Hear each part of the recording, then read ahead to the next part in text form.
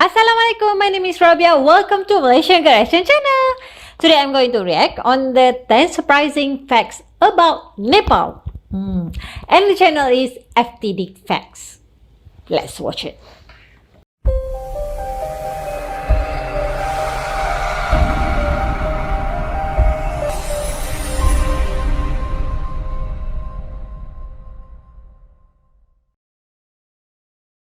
We're traveling to Nepal again because we've added Nepal to our 10 Facts episode series. This is a country that a lot of you have been requesting for us to do. And Nepal is an absolutely beautiful country, yet often overlooked due to its internal struggles as a nation.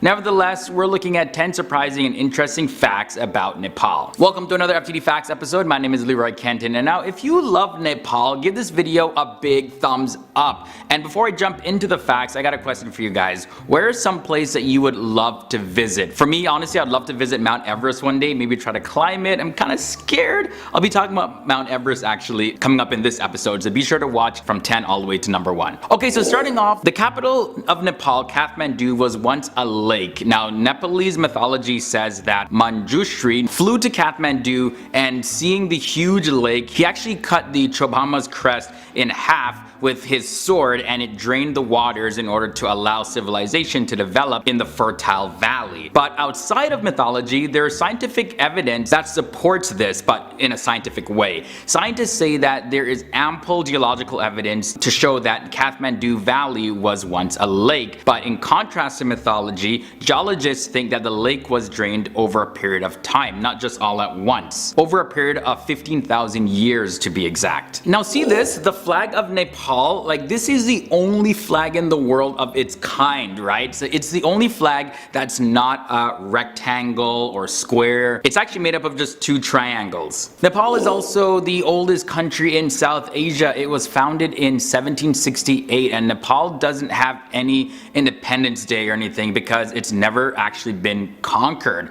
The original founding date of Nepal was September 25th, 1768. But fast forward to 1923, Britain actually declared Nepal's independence. This is because the country was ruled by the Rana family, which supported the British Prime Minister. Very interesting that the British would do that. Now I want to look into the religion of Nepal. Hinduism is actually the most prominent religion in the land of Buddha. Although the Nepali village named Lumbini is the birthplace of Siddhartha Gautama and the Buddhist foundation. Today though, the beliefs and practices of Hinduism have a major impact in Nepal society. Up until the year 2006, Nepal was the only state in the world with Hinduism as the official religion. According to the World Fact Book, a survey done in 2011 showed 81.3% of Nepalese were Hindu, 9% were Buddhist, 4.4% were Muslim, 3% were Kiritis, 1.4% were Christian, and 0.1% were Sikhs. Also 0.1% were Jains, and 0.7% follow other religions or no religion at all. Another fact about Nepal is that it has a population of over 28.8 million people, and its population is equivalent to 0.37% of the total world population. Nepal ranks number 49 in the list of countries by population, and the total land area is 143,350 square kilometers, which works out to be 55,348 square miles.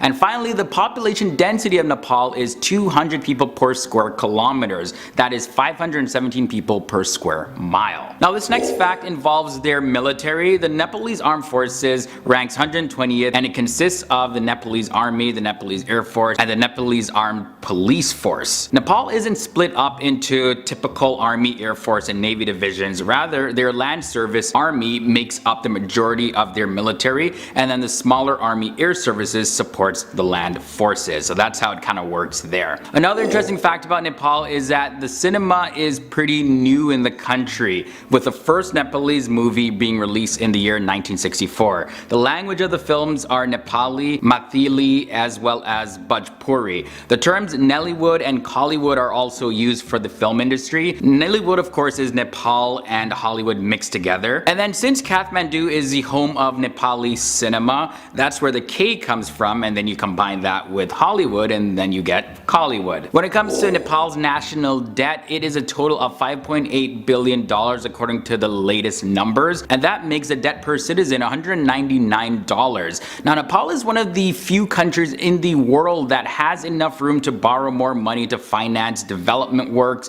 as well as achieve higher economic growth rates. The problem, however, currently facing the country is not a shortage of financial resources. The country deals with other issues, which I'll probably save for another episode. Now, only two more facts left. Like, we've all heard of Mount Everest, right? That's the highest mountain on Earth above sea level, and the mountain is located in the Himalayas. Mount Everest is located in Nepal as well as also located in China, and it has an elevation of 8,848 meters or 29,029 feet. With its impressive size, it's also prone to natural disasters, making it one of the hardest mountains to climb, although it has been done before. Back in April of 2014, there was an avalanche that ended the climbing season for that year. 1 year later, there was another earthquake, and that triggered a massive avalanche over the base camp. Now, there were a lot of fears that this would push away climbers and tourists, and the government, they actually waived climbing fees and announced improved climbing management in hopes to reassure visitors and say, okay, well, you know, still climb Mount Everest, don't leave. But yeah, that's just one thing you got to worry about when you go to Mount Everest, and that's probably one reason why I haven't